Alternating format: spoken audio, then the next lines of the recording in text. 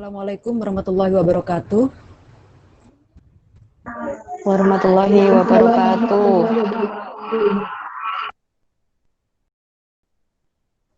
Yang saya hormati Bapak Srokim Esos MSI selaku Dekan Fakultas Ilmu Sosial dan Ilmu Budaya Universitas Trunojoyo Madura. Dan yang saya hormati pula segenap rekan-rekan dosen, rekan-rekan tendik tenaga pendidikan di lingkungan FISIP UTM. Alhamdulillahirrabbilalamin, assalatu wassalam ala nabiyina Muhammad sallallahu alaihi wasallam. Bapak-bapak dan ibu-ibu yang saya hormati, karena sekarang masih dalam suasana Idul Fitri, saya atau kami mengucapkan selamat Hari Raya Idul Fitri, dan saya secara pribadi memohon maaf lahir dan batin. Minal aidin wal faizin, taqabbalallahu minna wa minkum taqabbal ya karim. Dan dalam kesempatan ini pula izinkan saya untuk mengajak bapak-bapak dan ibu-ibu semua yang hadir pada hari ini secara daring untuk membuka pintu maaf selebar-lebarnya, membuka hati dan pikiran kita untuk membersihkan kotoran-kotoran dalam diri kita. Entah itu dari perasaan iri, dengki, kebencian mungkin, atau permusuhan yang mungkin terselip di hati kita masing-masing. Dan semoga dengan demikian kita bisa digolongkan dan dimasukkan dalam golongan orang-orang atau hambanya yang mendapatkan ampunan Allah Subhanahu wa Ta'ala. Bapak-bapak dan ibu-ibu yang saya hormati, ketika Ramadan telah berakhir, kita memasuki bulan Syawal. Takbir dikumandangkan oleh seluruh umat muslim dimanapun mereka berada, di seluruh penjuru dunia. Bahkan saat kita masih berada dalam kondisi pandemik COVID-19 seperti saat ini, takbir tetap dikumandangkan di masjid-masjid, di musola-musola, bahkan di rumah kita masing-masing. Takbir terus dikumandangkan tiada henti, sampai nanti pelaksanaan sholat id pada keesokan harinya. Bahkan kita juga dianjurkan untuk menambahkan takbir sebanyak 7 kali setelah takbiratul ihram pada rakaat pertama dalam sholat id.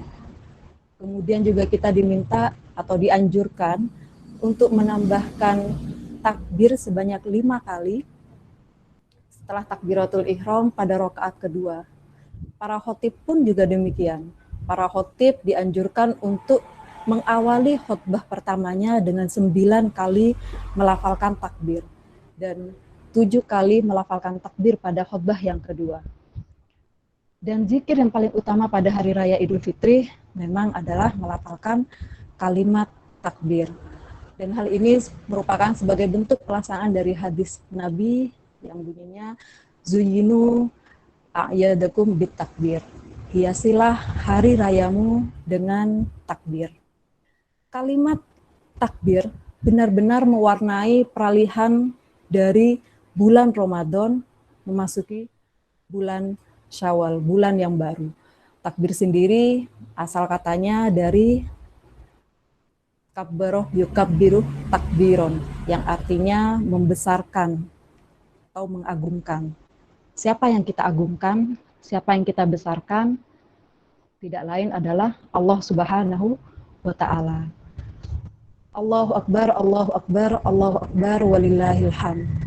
Bapak-bapak dan ibu-ibu, rekan-rekan dosen semuanya yang saya hormati, anjuran untuk melafalkan takbir bukanlah hanya sekedar tradisi atau sekedar ucapan saja, ucapan di lisan saja, tapi jauh lebih dalam daripada itu, jauh lebih besar daripada itu. Kita diharapkan atau dengan mengucapkan melafalkan takbir, kita menegaskan bahwa kita mengagungkan Allah Subhanahu wa Ta'ala, kita membesarkan Allah Subhanahu wa Ta'ala, atau kita meyakini bahwa yang layak diagungkan dan dibesarkan adalah hanya Allah Subhanahu wa Ta'ala. Dan konsekuensi dari keyakinan ini tentunya adalah bahwa kita harus mengkerdilkan segala hal yang lain selain Allah Subhanahu wa Ta'ala, menganggap kecil hal-hal lain yang ada di dunia ini selain Allah Subhanahu wa Ta'ala. tidak terkecuali dengan harta, kekayaan, jabatan, nasab, atau keturunan, dan keluarga. Semua hal itu harus dianggap kecil karena ada Allah yang maha besar. Sikap seperti ini tentu tidak mudah untuk kita. Kita harus melawan setan yang setiap saat menghembuskan kesombongan dalam hati kita tanpa kita sadari. Kita juga harus berperang melawan hawa nafsu kita sendiri untuk memadamkan kesombongan dalam diri kita sendiri. Sebagian orang mungkin tidak ragu atau tidak meragukan dirinya sendiri bahwa dia meyakini keberadaan Allah, keesaan Allah, tapi dia tidak bisa menjamin dirinya sendiri apakah dia memang sudah benar-benar bersih hatinya dari tidak mengkerdilkan atau merendahkan orang lain. Mungkin sebagian orang lain yang lagi sangat rajin dalam beribadah, tapi belum tentu dia juga dapat menghargai saudara-saudara muslimnya yang lain sesuai dengan perintah Allah Subhanahu wa taala. Banyak sekali perilaku-perilaku atau bisikan-bisikan dari dalam hati yang kadang kita tidak menyadari bahwa itu adalah bentuk kesombongan yang kecil sekali dalam hati kita sendiri. Kemudian takbir yang sering kita ucapkan dalam setiap melaksanakan sholat 5 waktu sebagai bentuk bahwa kita meyakini kebesaran Allah, kita siap meninggalkan hal-hal duniawi yang seharian sudah kita berkelut dengan hal itu. Allahu Akbar saat melaksanakan sholat, kita sebenarnya harus sudah mulai bisa membuang hal-hal selain Allah Subhanahu wa taala.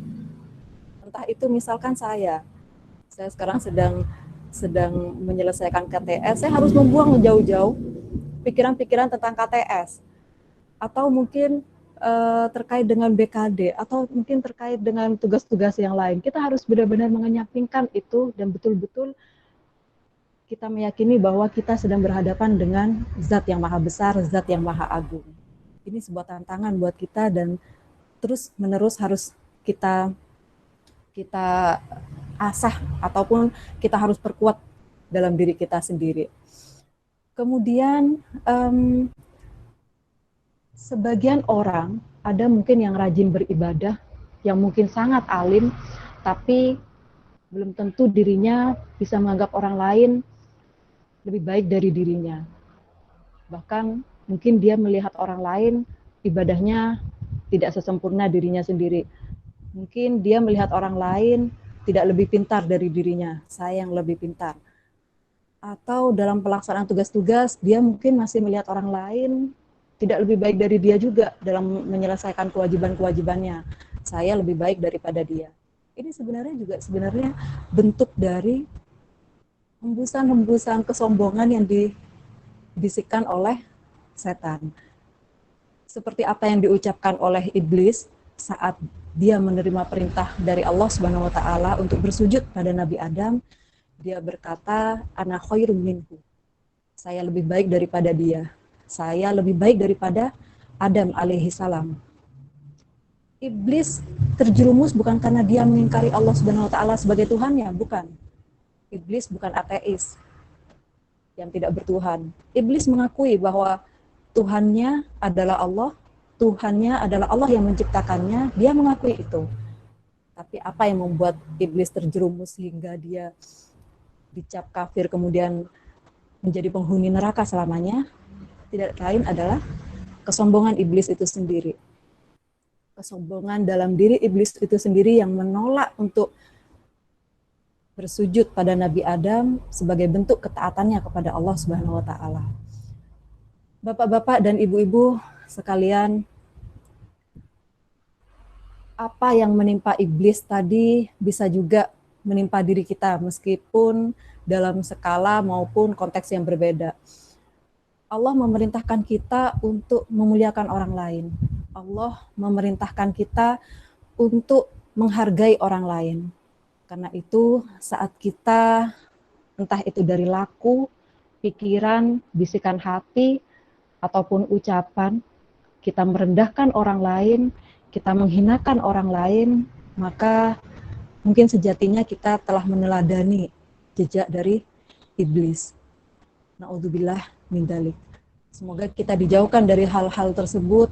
Semoga sholat 5 waktu yang selalu diawali dengan takbiratul ihram, dengan takbir Allahu Akbar selalu menjadi pengingat kita bahwa hal-hal selain Allah Subhanahu wa taala itu adalah hal-hal kecil, dan seyogyanya lah kita harus mengutamakan ketaatan kita, ketakwaan kita kepada Allah Subhanahu wa taala.